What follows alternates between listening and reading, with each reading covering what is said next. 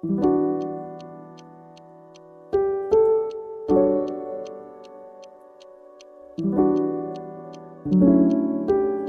back to the Deep Dive.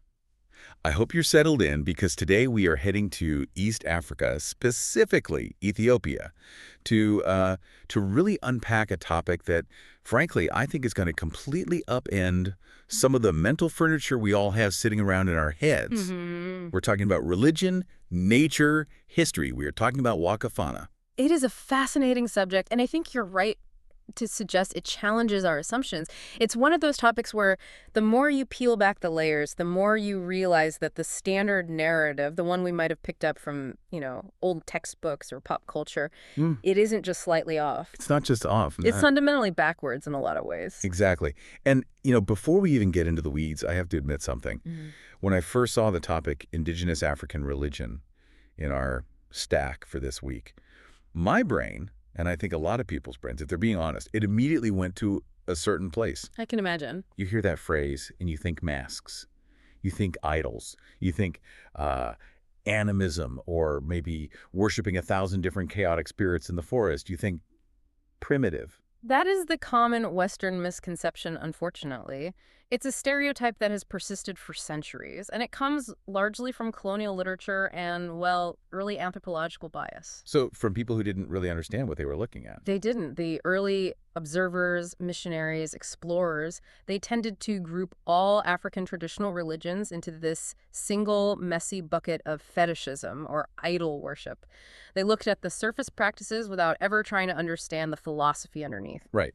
But as I was reading through this massive stack of sources you sent over, and I mean, you've really pulled together a lot here. We're talking academic journals like the International Journal of Academic Research and Development. We have religious manifestos from the Waaqeffannaa Spiritual Society itself. Cultural analysis papers, too. And even recent news reports from Fana BC on their festivals. And as I'm reading this, I'm realizing just how wrong that initial assumption is. Yeah. We are not talking about idolatry here. We are not talking about worshiping statues. None at all. We are talking about a highly complex, strict, monotheistic philosophy. Strictly monotheistic. That is the key, and you can't emphasize that enough. And it predates Christianity and Islam in the region. By a long, long shot. This is the bedrock upon which the Oromo people, who are the largest ethnic group in Ethiopia, built their entire understanding of the universe long before any foreign faiths arrived on the scene. So that is our mission for this deep dive. We are going to try and debunk the myths surrounding Waaqeffannaa. We're going to look at their concept of God, or Waka, and their incredibly detailed theory of how the universe was created. And that creation story is something else. It really is. Spoiler alert, it sounds a lot more like physics than a fairy tale. And honestly, we have to talk about their system of ethics. It's a system that doesn't use the threat of hell to keep people in line, which I just found mind-blowing. It's a system that integrates environmentalism, social justice, and spirituality into one cohesive worldview. It's not just about rituals. It's about how to be a human being in a balanced universe. And this is not ancient history either. That's the other thing. This is a living, breathing thing. I mean, we have these reports here from Fana BC about the Iricha Festival that just happened in October 2025. And we are talking about millions of people. Millions gathering in Addis Ababa. It is a massive revival. We are seeing a generation of Oromo people reconnecting with these roots, not just as a religious practice, but as an assertion of identity, what they call Oromoma. Oromoness. Oromoness. It's a way of saying we have our own philosophy, our own way of seeing the world, and it is profound. Okay, so let's start at the very top, or maybe the center. Let's talk about God. The sources all refer to the Supreme Being as Waka. Now, help me distinguish this, because I saw it written two ways. I saw Waka with a capital W and Waka with a small w. What's the difference there? It's a crucial distinction, and it's one that early European writers often got completely wrong. In the Oromo language, Afa Onumo, Waka, with a small w, refers to the sky. Just the sky. The physical vault of the heavens, yeah. The blue expanse you see when you look up, the atmosphere. Okay, so the physical sky. Right. But Waka, with a capital W, is the supreme being, the creator, the source of everything. So when Western missionaries came in and started calling it a sky god religion, or claimed that the Oromo people worshiped the sky. They were oversimplifying it to the point of error. It's like confusing the painting with the painter. That's a great way to put it. The sources, specifically the work by scholars like Adesalam Bekele Jameda, they really clarify that Waka lives above the sky. He is not the sky itself. He creates the sky. He is the source of all life, the creator of the universe, and this is a key point, he has no physical form. No physical form, only power. That was a quote from one of the manifestos that just stuck out to me. Exactly. It's a concept of an undifferentiated being. You can't draw a picture of Waka. You can't make a statue of Waka. In fact, Waaqeffannaa is strictly aniconic. Aniconic, meaning no idols. No idols at all. The Oromo never bowed down to statues or carved images. They worship one god, Waaqeffannaa, the one god who is omnipotent and omnipresent. To try and carve a piece of wood into the shape of God would be seen as, well, as absurd, even offensive. Why offensive? Because you are trying to limit the limitless. You're taking this infinite, formless power and trying to cram it into a finite physical object. It fundamentally misunderstands the nature of God. Okay, let's unpack the attributes of this God, because this is where it gets really, really interesting. And I want to spend a second on this because it totally flips the cultural script we have in the West. The sources talk about Waaqeffannaa. Yes. The black god. Right. And in Western symbolism, black usually means, well, it means bad. Darkness, evil, death, the bad guy wears black. We are afraid of the dark. It's a very deeply ingrained association for us. But here, calling God black is the ultimate compliment. Why is that? It is the highest form of praise. And to get it, you have to step out of the Western color code and look at the ecological context of the Oromo people in East Africa.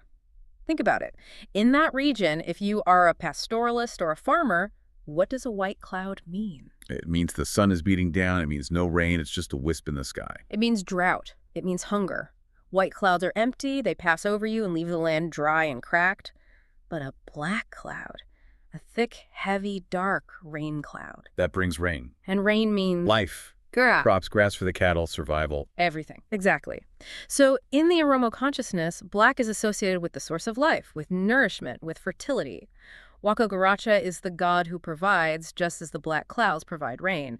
So it's a celebration of life-giving potential. That makes perfect sense when you put it that way. It's so context-dependent. It is. But there is a deeper philosophical layer, too, which I find just fascinating. The sources mention the metaphor of the ocean belly. The ocean belly. I loved that image. Explain that. It symbolizes mystery. Just as the bottom of the ocean is black because it is deep and unfathomable, the nature of God is ultimately unknowable. We can't fully comprehend him. His depths are too vast. So black here represents the unknown. And in this worldview, the unknown isn't scary. No, it's holy. It's something to be revered, not feared. It's the sacred mystery at the heart of existence. Wow. That is profound. And I think there was a third meaning to black as well, something about time. Yes, and this connects to that idea of mystery. The past is white. Why white? Because it is known, it's clear, it's illuminated, it's shed of its mystery. We can see it, we've lived it, it's been brought into the light. But the future... The future is black. The future is black because it is full of potential and mystery. We haven't seen it yet. It's the unwritten page. So when they pray to the black god, they are praying to the master of the future, the one who holds the mystery of what is to come. It really challenges that primal fear of the dark we have. Here, darkness is holy, it's potential, it's fertility. It's where all the blessings come from. It's a complete inversion of the symbolism many of us grew up with. And if we connect this to the bigger picture, it really puts Waaqeffannaa in conversation with other major African monotheistic traditions. Right. You mentioned this wasn't happening in a vacuum. Not at all. If you look at the Yoruba concept of Olorun in Nigeria, or the Igbo concept of Chukwu, you see this continental pattern emerging. These weren't isolated tribes worshiping rocks and trees. These were civilizations with a unified, sophisticated concept of a supreme creator long before pollinization ever happened. So we have established that Waka is the singular, all-powerful, formless creator. But the sources also go into this incredibly detailed explanation of how Waka created the universe. And honestly, reading through the notes on the quintuple principles of creation, it sounded a bit like I was reading a physics textbook rather than a religious manifesto. It does, doesn't it? It's very cosmological. It's an attempt to explain the mechanics of existence, the laws that govern the universe. They call it the quintuple principles of creation. The QQC, yeah. And it all starts with water. Bishan. Yes, the origin story begins with Walla Bu, which is the universe in its primeval state. And in that state, there was nothing but Bishan Garacha. Black water. Black water, or pristine water. It was silent, dark, and still. No life, just the potential for life. It's this state of pure, undifferentiated potential. And then God comes in and stirs the pot. Essentially, yes. The source describes Waka adding ingredients, which you can think of as the fundamental units of life, the building blocks of matter, into this pristine water. And it becomes Bishan Buru. Muddled water. Muddled or stirred water. It's chaotic, it's stirring, it's murky. And from that primordial chaotic soup, creation emerges. It sounds an awful lot like the Big Bang, but with liquid. Oh. Or the scientific concept of a primordial soup where life begins. It's a very similar concept. It is a moment of catalyzing order out of chaos. And to maintain that order, to keep the universe from collapsing back into just meaningless water, Waaqeffannaa posits that there are 5 principles, 5 laws that hold everything together. Okay, let's run through these, because I think they can explain so much about the Oromo worldview and how they see their place in the world. The first one is Innu. Innu is the principle of origin. It's a very simple but profound idea. Nothing comes from nothing. Ex nihilo nihil fit. Everything has an ancestor. Everything has a root. Life comes from pre-existing life through fission. Which seems scientifically sound. That's basically the law of biogenesis. It is. It's the rejection of spontaneous generation. But think about the philosophical implication. It means that if you exist, you are part of an unbroken chain that goes back to the very beginning. You are connected to the source. You didn't just appear. You have a lineage that's cosmic. Exactly. You are a continuation of what came before. Okay, then there is the second principle, Iru. Iru is the principle of hierarchy or order. But, and this is important, it's not hierarchy in the sense of I'm the boss of you because I'm stronger or richer. Right. It's based on seniority. The core concepts are Angafa, which means senior, and Manda, which means junior. In the river of time, what comes first is senior. The cause is senior to the effect. The parent is senior to the child. The firstborn is senior to the laterborn. So God is the ultimate senior, the ultimate Angafa. Precisely, because he was there before anything else. And this principle bleeds directly into their social structure. Elders are respected not just because they are old and have gray hair, but because they are ontologically closer to the source, closer to the origin. They are Angafa. They hold the wisdom of that longer chain. The third one, Taju, sounded a lot like karma to me when I was reading it. It is very similar. Taju is the principle of cause and effect. The simple translation is, one reaps what is sown. But the source is very specific here, and I think this is a crucial point for you to grasp. There is no such thing as luck or chance in Waaqeffannaa. No luck at all. None. If something happens to you, good or bad, there was a cause. It might be a cause you can't see, or a cause from long ago, maybe from an ancestor. But it exists. It completely eliminates the idea of randomness from the universe. So if you win the lottery, it wasn't luck. According to this principle, no. It was the effect of a cause you set in motion, perhaps through good deeds or maintaining balance. Conversely, if a tree falls on your house, it's not just bad luck. That's terrifying and comforting at the same time. It means you have agency, your actions matter immensely, but it also means you can't just blame things on bad luck. Exactly. It places the responsibility squarely on the individual and the community to maintain a state of balance. Your actions have real, tangible consequences. Okay, number 4 is Latu. This one is poetic. Truth and creation never break. They just cycle. This is the principle of resurrection or cyclicality. But it's not necessarily resurrection of the body in the Christian sense. It's the idea of the pendulum. Everything flows, civilizations rise and they fall, the sun rises and it sets. The seasons cycle from the dry season to the wet season and back again. So it's about patterns. It's about cosmic patterns. It suggests that truth might be suppressed, it might fall, but it will always eventually rise again. You can't destroy a fundamental principle, you can only delay its expression. It's a philosophy of great hope, really. It says that justice, even when it seems lost, is just on the downward swing of the pendulum. It will come back. And finally, number 5, Fanu. Fanu is the principle of attraction. The simplest way to put it is like attracts like. It explains how things in the universe organize themselves. Birds of a feather fly together. It's the idea that similar energies, or as we'll discuss, similar ayanas, are drawn to one another. It's like a law of energetic gravity. That's a great way to think of it. It dictates cohesion and grouping in the natural and social worlds. Okay, you just used that word again, ayana. This seems to be a huge concept in this faith, and I think this is where a lot of the confusion comes from. We have established Waka is God, the one creator, but ayana is what? Is it a spirit? A guardian angel? An angel. This is where it gets nuanced, and it's precisely where the polytheism accusation usually comes from by outsiders. Ayana is best understood as the creative power or the spirit of Walker that exists within all things. So it's not a separate being, it's a part of God. It's a manifestation of God's power. It's the link between the creator and the creature. It's how God maintains contact with his creation and how his power is expressed in the particular. So everything has an ayana. Everything. You have an ayana, I have one. The tree outside has its own ayana. A specific day of the week has an ayana.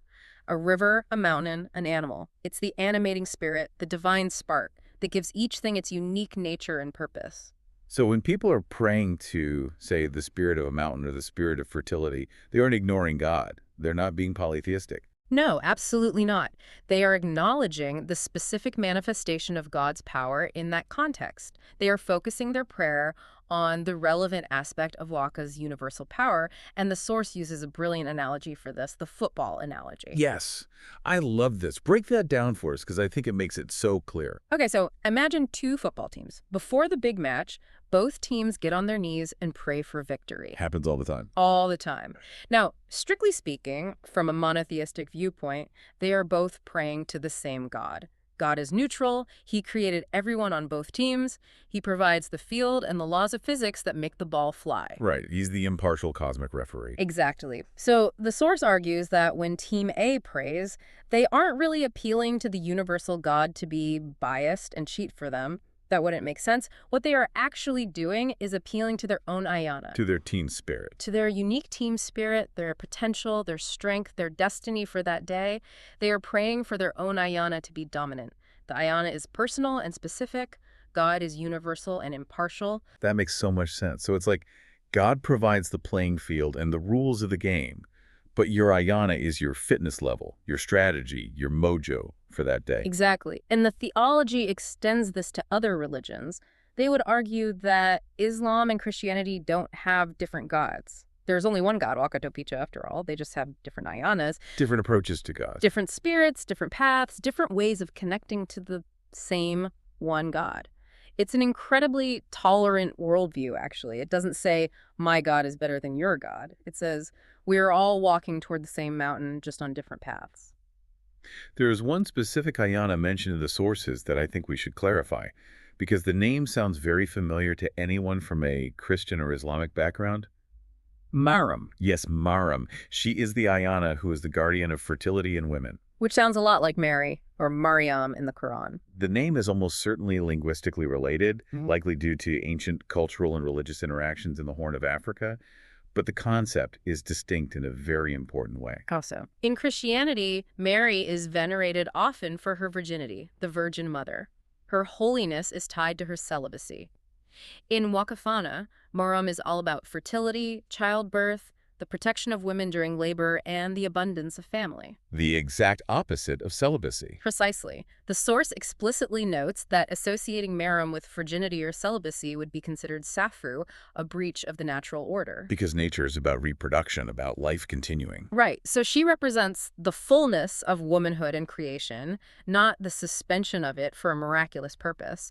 It's a subtle but profound difference in worldview. You just mentioned Safu there. That is the perfect bridge to our next section. We have the theology, which is God, the cosmology, which is creation. Now we get to the ethics. How do people actually behave? What are the rules? The entire core of Oromo ethics is built on this one concept of sakyu. It is a word that's very difficult to translate with just one English word. It means respect, but it also means moral distance or sacred boundaries. Boundaries between what? Between everything. There is a safu between a human and God. There's a safu between a human and nature, between the young and the old, between men and women. Safu is the recognition that everything has its own place and its own right to exist, and you must respect that distance. You don't cross the line. Can you give a practical example of that? The hunting examples in the text were really striking to me on this. It's not just don't kill, it's highly specific. Very specific. The rules of Safu Adamo, the ethics of hunting. It acknowledges that humans need to eat, that taking life is sometimes necessary for survival, but it sets these incredibly strict limits. What are some of them? You cannot kill an animal while it is eating. You cannot kill it while it is drinking water. You cannot kill it while it is mating. And you absolutely cannot kill a female that is pregnant. It's incredibly fair. It's a code of honor. It's like, even if you are going to take a life for your own sustenance, you don't do it when the animal is vulnerable or enjoying the basic pleasures and necessities of its own life. Exactly. It prohibits cruelty. It acknowledges that the animal has its own life, its own purpose, and its own connection to Waka. Violating that, killing a pregnant animal, for instance, is a profound violation of Safu. It disrupts the cosmic balance. And when you violate Safu, you commit what they call kubu, which translates to sin. Yes. Kubu is the act of breaking that moral order, of crossing a sacred boundary. But here is the kicker, and this really surprised me when I was reading it. I had to read it twice. There is no hell. No hell, no eternal lake of fire, no afterlife punishment. So I have to play devil's advocate here. If there is no hell, if I'm not going to burn for eternity for my sins, what stops me from being a terrible person? What keeps the society in check? That's a very Western, Abrahamic perspective, isn't it? The idea that we need a threat of future punishment to behave well today. The ultimate deterrent. Right. Waaqeffannaa focuses entirely on the here and now. If you commit kubu, the punishment is immediate and terrestrial. Waka withdraws his protection. You lose your peace, your inner harmony, what they call naga. You suffer misfortune, sickness, loss, social strife. The consequences felt in this life. And it doesn't just stop with you. No, and perhaps this is the even more powerful deterrent. They believe the punishment trickles down to your descendants. The phrase is kubu and isuriki. Sin trickles down. Sin trickles down. So you aren't behaving well to earn a ticket to heaven. You are behaving well to maintain harmony in your community right now, to avoid suffering in your own life, and to protect your children and your grandchildren from inheriting your mess. It's an ancestral debt. It shifts the responsibility entirely to the present. You can't just say, oh, I'll repent on my deathbed. The damage is done to the balance of the world right now. It creates a society that is heavily focused on reconciliation, the practice of aricha. Because if sin disrupts the community balance, you have to fix it now to restore order. You can't wait for the afterlife to sort it out.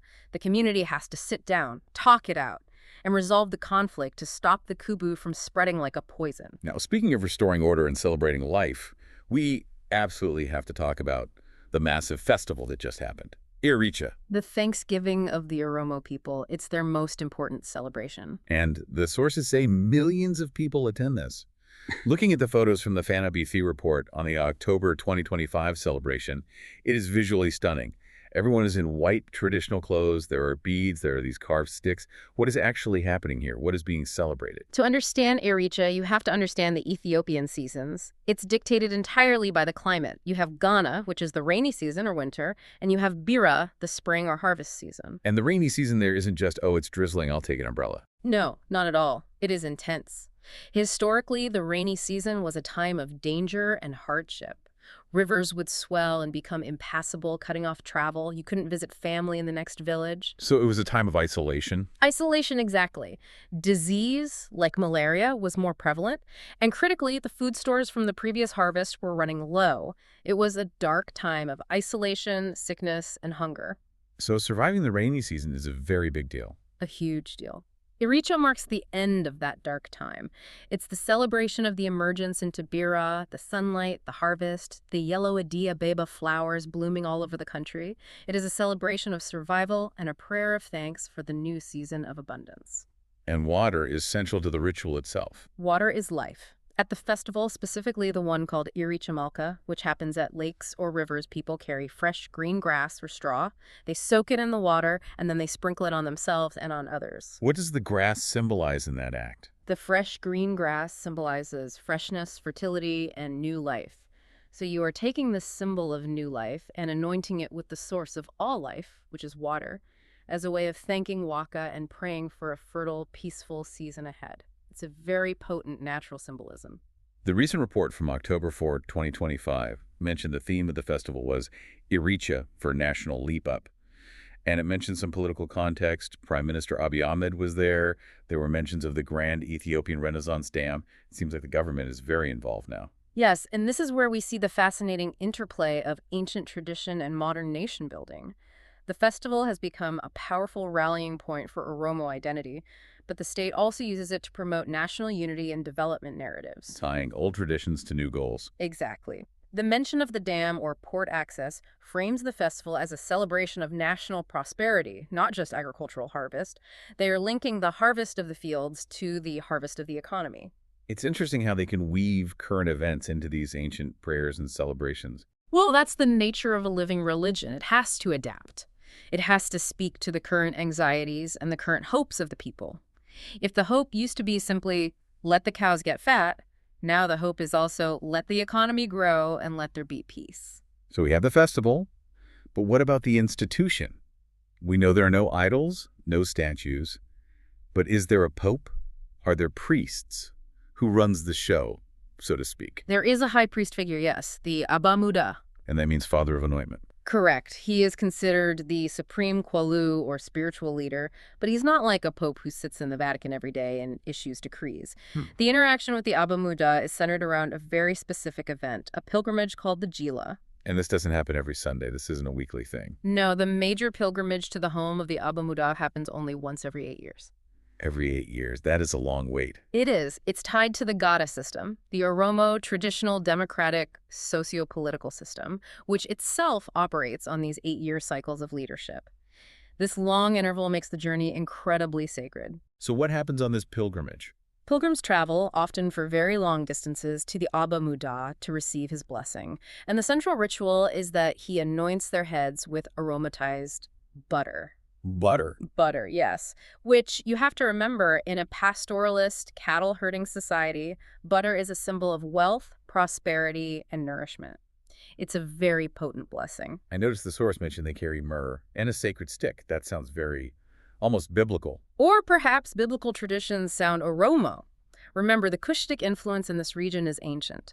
The harura stick and the myrrh are traditional symbols of authority and holiness for the pilgrims. And where do they go for this? Is there a grand cathedral?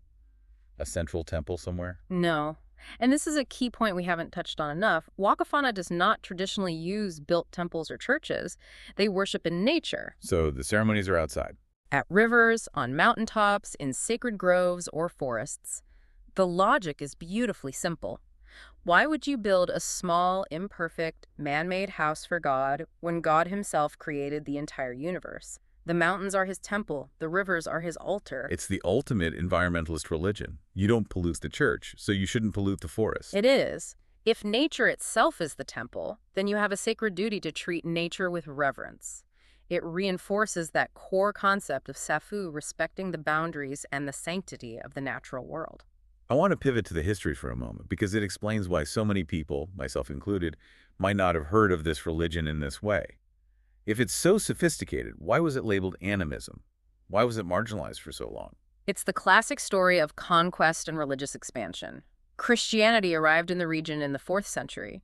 Islam arrived in the 7th century. And then much later, you have the aggressive expansion of the Christian Shia Empire in the 19th century under Menelik II. So Waaqeffannaa was squeezed from all sides.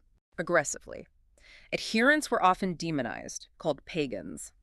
The source mentions that many Oromo were forced to convert, or they adopted Christian and Muslim names simply to survive socially and politically. So they were leading a kind of double life. In a way, yes. They would be Johannes or Muhammad in public, they'd go to church or the mosque, but at home they would still respect Safu and pray to Waka in private. This syncretism is still very real today. You will find many Oromo who identify as Christian or Muslim celebrating Iricha. Why? Wouldn't that be a conflict for them? They view it as their cultural heritage, their Oromuma. It's separate from their dogmatic religion. It's about celebrating their identity, their connection to their ancestors, and the land. But it hasn't always been a peaceful celebration.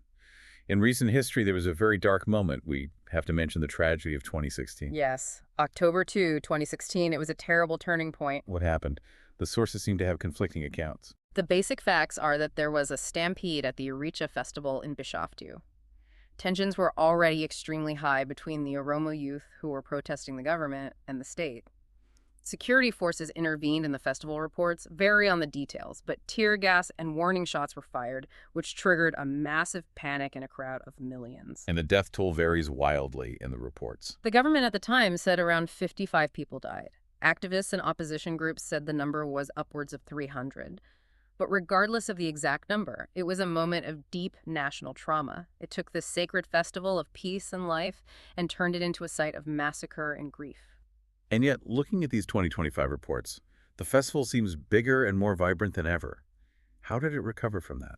That is the resilience of the culture. In fact, you could argue that the tragedy, in a painful way, actually fueled the revival. Biricha became an even more potent symbol of resistance and survival of Oromo. It became a way to say, we are still here, our culture is still here, and we will continue to celebrate life even in the face of death. The sources also mentioned some internal debates about modernizing the faith. One detail stood out to me, the butter debate. Chuckles. Yes, the butter debate. It sounds trivial, but it's very symbolic. So traditionally, you get anointed with this special butter by the Abba Muda, but some modern practitioners are saying, hey, maybe we can use scented oil or flowers instead. What's that about? It's a classic conflict between tradition and modernity. Butter is traditional, it's sacred, it connects to the pastoralist roots, but it can also be messy, it has a smell. For urban, middle-class Oromo in Addis Ababa, or for the diaspora living in America or Europe, they want to keep the faith, but perhaps sanitize the ritual slightly. Make it fit for the 21st century, as one of the texts said. Exactly. And there's also a debate about the name itself. Some want to call it Amanti Oromo, the Oromo religion, to formalize it, to put it on par with world religions like Christianity or Islam. Others want to keep the traditional name Waaqeffannaa, which means belief in Waka. So it's still evolving. It shows that this isn't a dead artifact in a museum. It's a living system that is wrestling with how to exist and thrive in the modern world. So if we zoom out and look at the whole picture, we have a religion that is strictly monotheistic, but is totally comfortable with nature having spirits. It has no concept of hell, but a very strict code of ethics for right now on Earth. Yeah. It reveres the environment as a literal temple. And it prioritizes peace, Naga, and community reconciliation above almost everything else. It really makes you wonder how different the world would look if this kind of philosophy had been the dominant one, instead of the ones that so often pit humanity against nature as something to be conquered. That is the crucial question, isn't it? Waaqeffannaa sees humanity as a part of the mesh of creation, not the master of it. We are bound by Safu to the trees, the animals, and each other. Breaking that bond isn't just bad or sinful, it's an existential threat to our own survival because we are breaking the system that supports us. Which brings us right back to where we started, to that very first point about the color black. Wakagaracha, the black god. The sources talked about how black represents the unknown future. In the West, we are obsessed with predicting the future. We have data analytics, stock market predictions. We want to know everything that's coming. We are terrified of the unknown. We treat it like a monster in the closet. We equate the unknown with danger. We want to shine a light on everything to feel safe, to feel in control. But this philosophy says something completely different. It says, the unknown is black. Black is holy. Black is the color of the life-giving rain clouds. Black is the fertile soil you plant your seeds in. The unknown isn't a threat. It's a blessing waiting to rain down. It's pure potential. It suggests we should walk into the future with reverence and hope, not with anxiety and a need to control everything. We should trust that the mystery holds life, not death. That is a thought I think I'm going to carry with me for a while. The holiness of not knowing. The idea that mystery itself is sacred. It's a beautiful perspective, and a very peaceful one. Well, we have covered a lot of ground today. From the creation of the universe via pristine water to the politics of modern-day festivals in Addis Ababa. I hope this deep dive helped you see Waaqeffannaa not as some primitive curiosity, but as what it is, a profound and sophisticated way of understanding our place in the cosmos. There's always more to learn, of course, but I think this is a great start.